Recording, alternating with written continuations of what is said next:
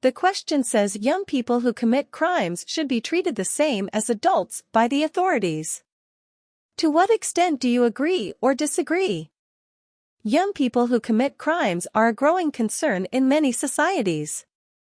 Some argue that young offenders should be treated the same as adults by the authorities, while others disagree.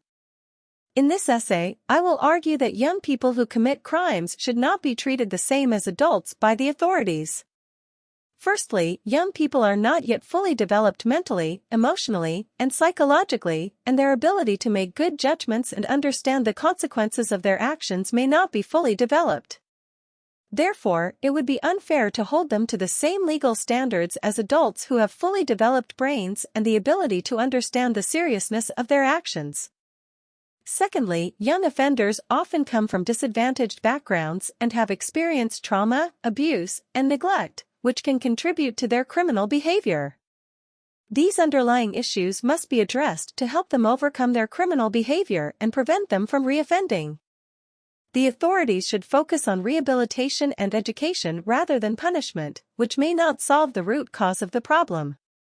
Moreover, treating young offenders the same as adults could have severe consequences, such as subjecting them to harsher punishments, stigmatization, and the loss of future opportunities, such as educational and employment opportunities. These consequences may lead to a vicious cycle of criminal behavior, making it harder for them to reintegrate into society and become productive citizens.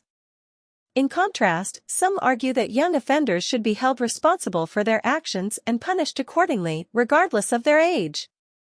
However, while it is important to hold young offenders accountable for their actions, it is equally important to consider the underlying factors contributing to their criminal behavior and address them to prevent future offenses. In conclusion, young people who commit crimes should not be treated the same as adults by the authorities. Instead, they should be given age-appropriate rehabilitation, education, and support to help them overcome the underlying factors contributing to their criminal behavior.